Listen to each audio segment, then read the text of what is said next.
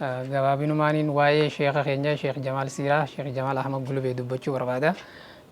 Sheeyni Sheekh Jamaal jechuun sheekha gizee hundaa'uu yeroo mataan dhukkubu sheekha maaliif mataan kun si dhukkubaa jennaan akkamitti yeroo hundaa'uu manni goojjoodhaa naannoo keenya kanatti argama malee iddoo biraa hin jiru.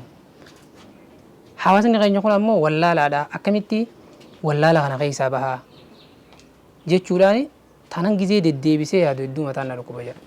Sheekha waa'ee ifii dura dhimmi hawaasni kun wallaalaa ta'uun isa yaachisu. Biyyiti tun diinagdeen guddachuu dhabuun isa yaachistu. Sheeyni sheekha akkanaa kana Sheekh Jamaal nama umrii dheertuu kana waggaa ilmii keessatti dabarsee haalli inni barnoota itti kennu barnoota gizee laalu majlisoota hedduus ni argaa. Majlisa bakka biraatii waladda. Majlisni isaa amma guyyaa tokko guyyaa aladaa yoonii fi fudhatte subhii booda sagantaa bira qotee bulaa keenya ka Bukaarii fi Musliim qabu barsiisaadha. Guyyaa sammaa sa'aatii takka irraa hanga sa'aatii jahaatti araddaa biraa dhaqee deemaa barsiisaa.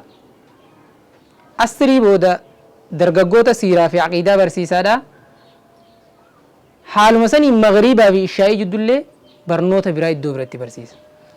Guyyuma tokko keessatti majlisa socho'aa kana keessatti iddoo afuritti sheekha barsiisuudha. Sheekh Jamaal Siiraadha. Bu'aan inni buuse bu'aa hangana jedhamuu miti.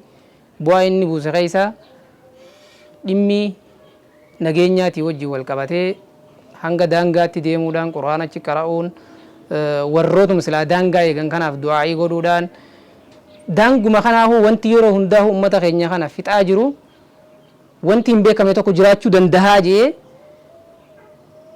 qawwee isaanii keessaa sihirii ummanni ummata keenya hin ta'in itti dalagee silaa shirkummaan sanuu halaal taate silaa almu'izzoo osoo jedhanii godhuuf qabanii mazmudin lufaa akkaatti godhaniif jira. Guyyaa tokko keessatti anis meenaa kan akkuma keessan kanatti waan kana laalaa jee yeroo irraa bahu qarxaasni isaanii san haala kanaa kana qaba.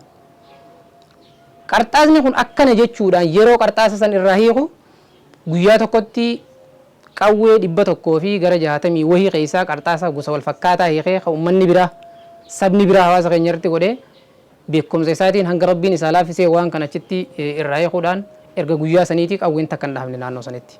Kanaaf yeroo sheenyi keenya akka hooggansatti ilaaltu hooggansa aanaa meessoo hoogganee sadarkaa aanaan kun bahee irraa ka'uudhaan amma itti aanaa godina majlisa godina Harargee lixaati.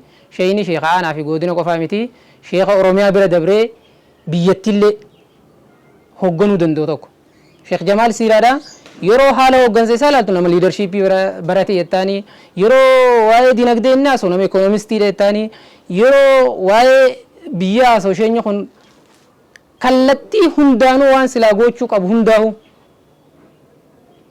nama yoo itti cha'ane irraa bahatee keessaa bahu malee waan itti cha'ane keessatti yeroo hedduu waa'ee barnootaatii wajjin wal qabatee namni tokko kaniin an fudhadhee hangaan eebbisutti na jalaa hin baane osoo naa godhame wayyaadha. Waan jee gizee hundaa'u waa'ee barnootaa kana irra deddeebi'anii kan dubbatanidha. Sheeyni keenya nama jabaadha. Jabaa fi abbaatu jajjataan isiniin ja'a. Assalaamu alaikum wa rahmatullahi wa barakatuh. Assalaamu alaikum wa rahmatullahi wa barakatuh. Ani maqaan kiyya Hassan Ibroo Gootooti. Jiraata magaalaa Mi'eessooti. Godina Harargee lixaa aanaa Mi'eessooti. Waa'ee Sheekh Jamaal irratti waa xiqqoo Sheekh Jamaal Siiraa irratti waa xiqqoo dubbadha dheertuu miti. Sheekh Jamaal nama aalimaa, nama ilmii geggeessuu, nama dhimma nageenyaa qabu, nama dhimma misoomaa qabu, nama misoomaas ummata barsiisuu danda'u, hadiin barsiisuu danda'u, kan nageenya bakka ummanni keenya jirutti keessa deemee nageenya illee du'aadhaan gargaaru sheekh akkasiiti. Sheekni bu'aan isaa magaalaa Mi'eessoo tana samana dheeraa diin seenuun turree waan diin hin ta'in itti namni keenya fayyadamaa jira.